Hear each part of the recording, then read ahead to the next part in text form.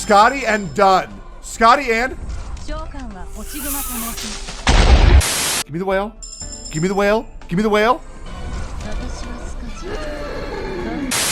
Asa dudes. It's your boy Psycho, aka Towa Sniper 98. Yo, what the fuck, Tuhu? You're doing a how-to on a servant who isn't even an NA yet and a whole month early? You finally started a JP account or something? Are you actually GNA reviews or cake collections in disguise? Who are you? And what did you do to the real Fox Girl Simper 98? Well, the real Tomo Sniffer 69, please stand up. Finally, after 2 years of constant Reddit shit posts, Discord arguments, and saving for Scotty tweets, the last of the big four will hit the NA server and nuke everyone's St. Courts harder and faster than most of you can bust a nut to her lewds on pics of her sad panda. You can be sure that she'll take her sweet ass time showing up in your gotcha rolls this anniversary for all the suffering you're all gonna put her through once she's maxed. She does have a nice ass, but that's besides the point. Scathach-Skadi is a 5-star caster who debuts in the FGO story in Lost Belt 2, but has her first banner with FGO's 3rd anniversary, assuming this will be the case for NA as well. And before DW delays her banner because fuck NA, Pepe laugh. She's a meta-defining caster whose biggest and most important utility, the one most of you should ever care about, is her ability to enable quick looping memes to make farming in FGO as brain-dead as Kim Jong-un was recently. Her skills, tits, ass, thighs, thigh-highs, ascension and skill materials, and voice actress are literally the only things you should care about, because just about everything else about her is whack. Her stats? Whack. Her star weight? Whack. Her star gen? Whack. Her MP charge? Whack. Her death rate? What the fuck is that? Her deck and face card hit counts? Whack. Her alignment? Doesn't matter, you'll still bust your nuts to her no matter what she is, like the wankers you are. Her passives? Mostly whack. Her MP? 200% certified bus ass whack. And the only things that are gonna be tight as fuck when she drops are the wallets that y'all are gonna whip out for her and the salt that she's gonna mine like diamonds from the plebs who don't get her. And you wonder why she's a 6-star in another mobile game too. Once upon a time, in the mystical land of Fate Grand Order, where your Kohai is a human eggplant and Romani didn't Thanos himself yet, there was only one support caster to rule them all. His name was Zhuge Liang, whose name no mortal without a Chinese background could pronounce properly, so everyone just calls him Waver. And he was the sole king of the caster support meta. He alone reigned supreme over the 3 card factions known as Buster, Arts, and Quick, and set the standard for what the ideal support caster should be. He was then joined by a certain fox girl named Tamamo Namae with irresistible fox ears, a magnificent fluffy tail, and a propensity to kick you in the nuts. She brought with her a legendary flood of salt that killed much of the player base, and the likes of it has yet to be seen again with survivors of such a terrible flood who can recall those harrowing times of yore scarce in these current uncertain times. But perhaps more importantly, she brought with her the viability of a certain subset of caster support meta that has since come to be known to the player base simply as the Arts meme. Her abilities to become a formidable engine of power for servants whose decks specialized in the Arts faction empowered them greatly, but unfortunately, such power could only be tapped into by those of this Arts faction, leaving the other 2 groups, Buster and Quick, wanting for such an awesome caster whom they could call their own. So in the meantime, the Busters and the Quicks were forced to continue relying on Waver as their support caster of choice, mainly because they did not have much of a choice, and what other alternatives that they did have were either flawed or ignored due to their rarity. And so, the Buster and the Quick people begged and prayed to their elder gods to deliver unto them their own dedicated support caster, just as well as bestowed upon the Arts people before them. Then, the Buster people's prayers were answered. The caster they received was named Merlin, the famed court magician of King Arthur's Round Table, and he, the propagator of the so-called Buster memes, was indeed able to make Busters great again. The cost to receive him was great, however, as the mystical land of Fate Grand Order lost a dear friend in Dr. Romani, but alas, such was the price for progress and the ensuing prosperity of the Buster people. Naturally, this left the Quicks as the last faction to receive their own such dedicated support caster. This sucks, they said, watching the Arts and Buster peoples thrive and flourish with theirs. The gods have delivered unto our rivals, the Arts and Busters, casters whom they may call their own, whilst we must remain under the tyrannical rule of Waver. So they approached the Arts and Buster peoples and asked them, "Gee, Arts and Buster fellows, we have been waiting all this time for a dedicated support caster of our own. Pray tell, why has the Lightworks favored you two and given you your own support casters, but not us?" The Arts and Buster peoples looked at each other, laughed, and turned to the Quick people to give their reply. Well, we're glad you asked, they said, because fuck you. So the Quick Peoples were subjected to another year and a half of neglect, another year and a half of the omnipotent Waver's reign that they had to bear. All the while, they wandered the vast lands of Fate Grand Order, desperately searching for their promised land, their promised dedicated sportcaster who would deliver them from their suffering, the ridicule and the torment that they endured at the hands of the other factions for not having their own such caster who could solidify their status as a proper meme in the annals of history vested into the land of Fate Grand Order. But finally, at long last, the Quick People stumbled upon the land of Lost Belt 2 and discovered the one who could be their savior, the fated support caster that they had waited 3 years to call their own.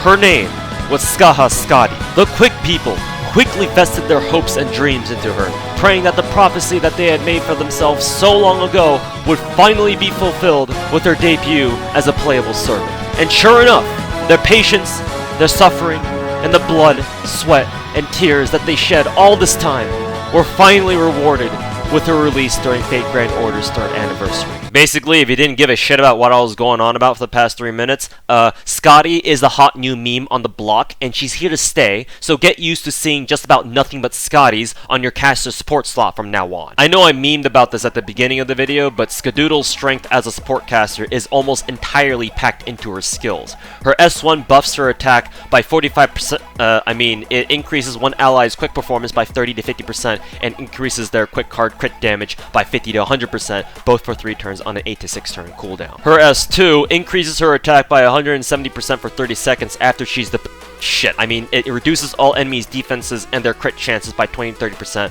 both for 3 turns on an 8 to 6 turn cooldown. And her S3 increases her attack, defense, and max HP by 130%. It charges one ally's MP gauge by 30 to 50% on an 8 to 6 turn cooldown. All of these skills are pretty straightforward, but together, especially with another support Scotty, they make what's called Scotty looping, or just quick looping, possible, which is based on the concept that quick servants should be able to refund themselves enough charge with their own MP so that 2 Scotties, your own and a support, can provide the rest of the charge that they need to keep MPing for a total of 3 times in a row, because virtually all relevant farming nodes are 3 waves. So how does this whole Scotty looping work? One of the core mechanics of FGO is called MP generation, which controls the amount of MP charge that your servants can generate for themselves to charge up their noble phantasms. Quick and arts cards can generate charge when used, with arts generating the most. Buster cards can generate MP charge with an arts lead-off, but they can't by default, and that's a topic for another time anyway. This mechanic of MP generation applies to noble phantasms themselves too. You may have noticed on your own that arts and quick MPs generate a little bit of charge for the servants who use them. The charge that MPs generate on their own is what we call refund, because your servants are essentially refunding the charge that they're using for their MPs back to themselves to use for the next time they use their MPs. The amount of refund that servants get is affected by skills that increase MP generation rates, which are color buffs and raw MP generation rate buffs. So with enough of these buffs, it's possible to increase the amount of refund that servants receive from using their MPs to the point where they can blow their loads again on the next turn, either on their own, as is the case with arts looping, or with the help of another charger, as is the case with quick looping. Note that multiplicative buff stacking also applies here. You may already be aware of the concept of multiplicative buff stacking for things that increase your damage, but interestingly, it also applies to MP generation.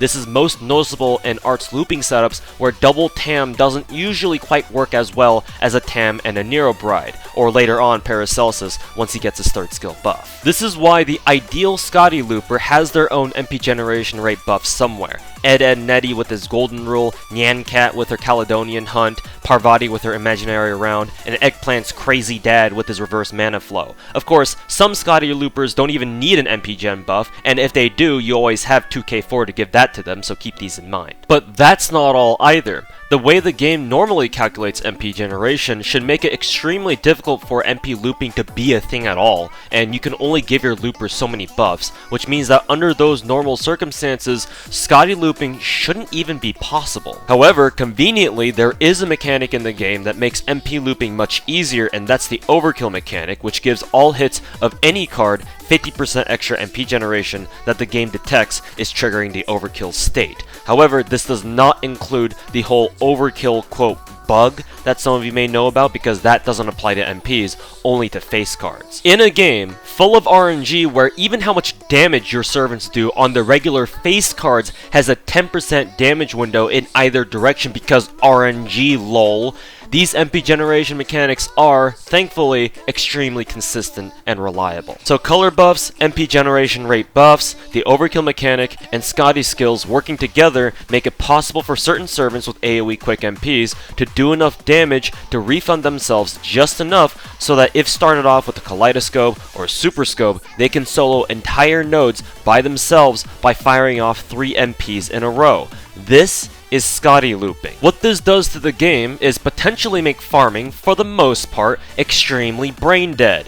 I'm well aware that most of you, unless you happen to be regular viewers of this channel, don't really farm all that much because farming is fucking boring, and who the hell's got the time for that shit when you could be bitching about story fights and challenge quests and why DW hasn't put Muramasa in the game yet. So Skadi looping, if you can pull it off, mostly invalidates the need for you to think of farming teams, because all you need to do is throw in double Skadi, look at the node you're going into to check the class of the enemies there, and just counterclass, since nodes for most events these days only have one class of enemies to begin with. Easy farm, easy life. And if you're farming free quests or something and they have multi-class enemies, just bring Dante's or Zerkerlot, forehead. You can imagine just how useful this is when FGO, just like most gacha games and RPGs, is like 90% farming, and I'm sure you've all heard the whole fate grind order joke more than a couple of times by this point. Now comes the part of the video where about half of you are going to get vibe checked so hard you're going to feel like Razor Ninjas by the end of it.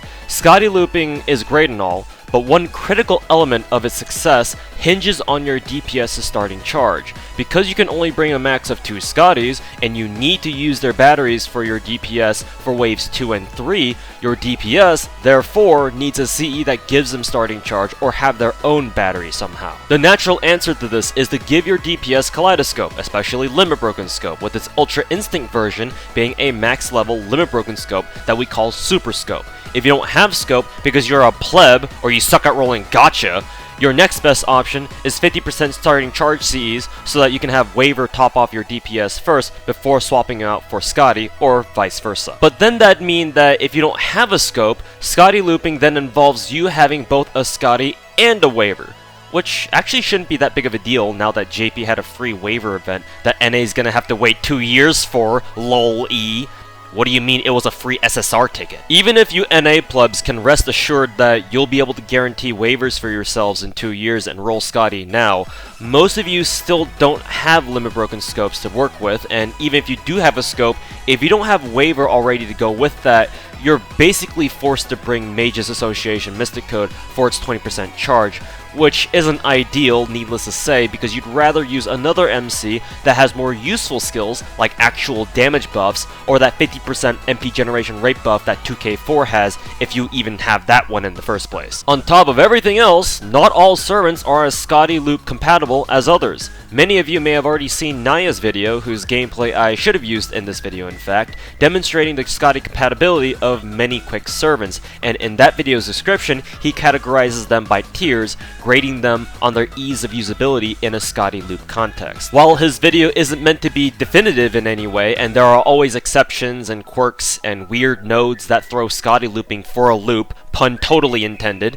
it does show that generally speaking, some quick servants are in fact better than others in this so-called Skadi system. TLDR, Skadi looping isn't actually entirely brain dead because it requires the right resources that not everyone has or may have ready yet by the time Skadi arrives in NA, or if you only have some resources ready but not the most ideal ones, you need to do a bit of finessing to get Skadi looping to work. Lots of you NA bros out there may be privy to all the Skadi hype that's been going on, and you've heard or read about how good Skadi is, blah blah blah, yeah, what the fuck ever. But while there's no question that she is, as I described at the beginning of the video, meta-defining, I do want you guys to understand that it's not just a matter of rolling Skadi, getting her to max level and max skills, and boom, suddenly you can start Skadi memeing with the best of them, unless you've already done your research and prepared the right servants and skills ahead of time, specifically to get ready for Skadi's release. I'm not saying that you shouldn't roll Skadi just because your account's not ready for her yet, because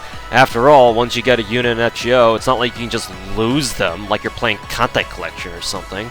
Unless, of course, you pull a Deku and accidentally burn them, which shouldn't even happen in the first place, since Skadi's an SSR and the game auto-locks SSRs you roll for you, so if you manage to accidentally burn her like that, yeah, you've got bigger problems on your hands that I can't solve for you. Another point that I want to bring up is the fact that there's a reason why Skadi's main utility, first and foremost, is farming, and that's because most everything else about her is fucking whack. Because Skadi is practically tailor-made for brainless 3-turn farming, with everything that's worth a damn about her packed into her skill set, once her buffs are gone, and her skills are still on cooldown, she becomes a total liability for her team until her skills come back. So if you try Skadi memeing in a challenge quest, or story fight, or any other kind of endgame content, if you can't beat that quest in 3 turns, Skadi just kind of becomes a sitting duck. Her MP doesn't provide anything of long-term value, the crit damage is nice, but she already gives a 100% crit buff with her S1,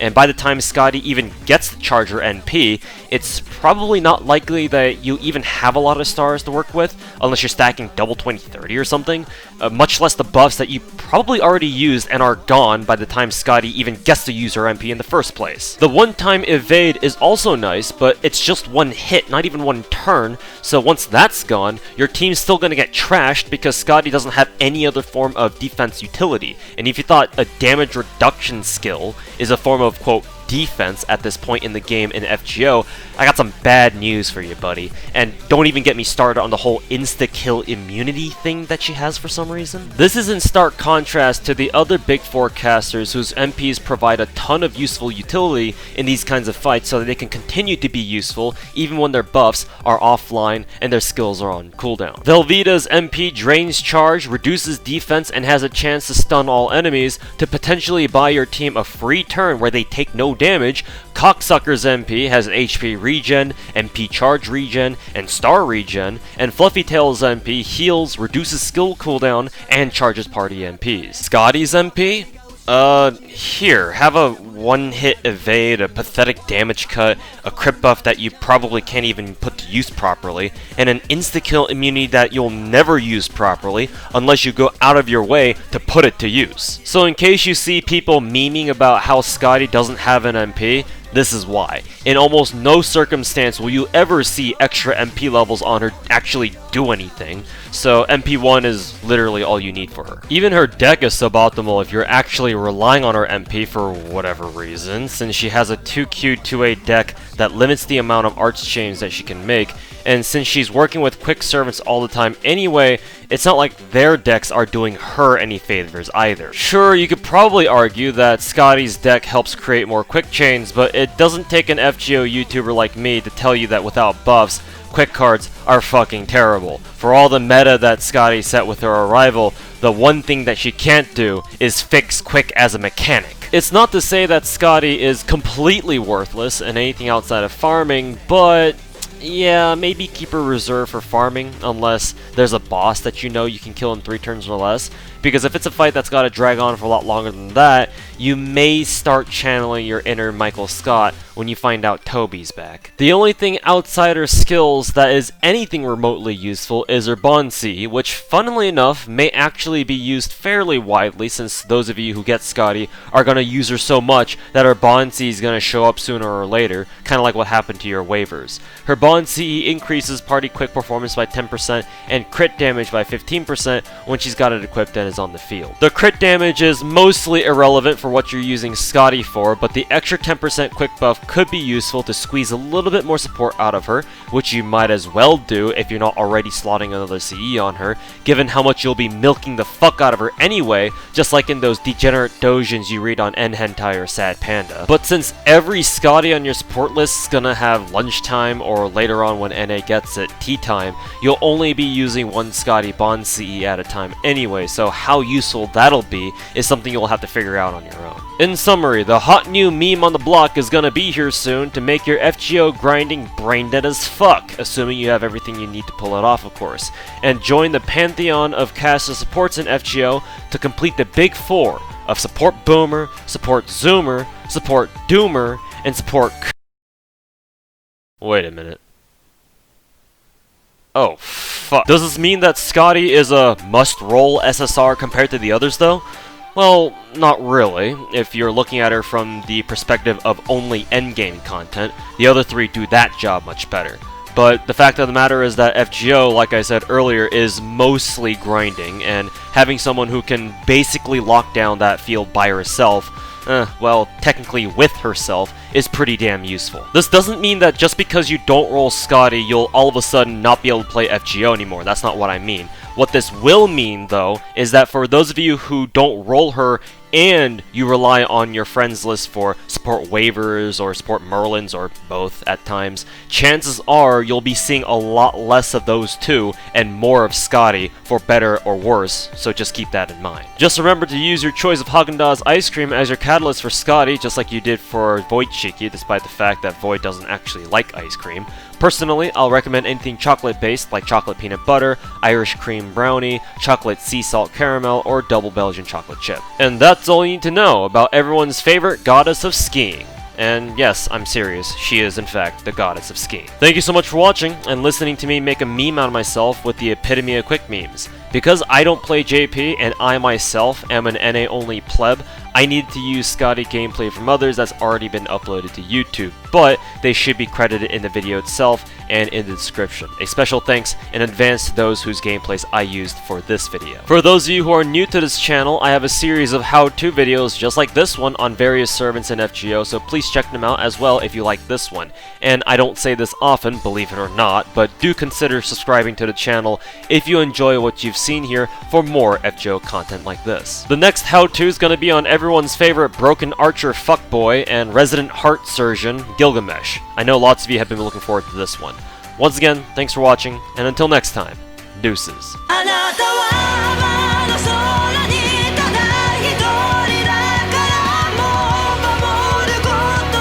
でき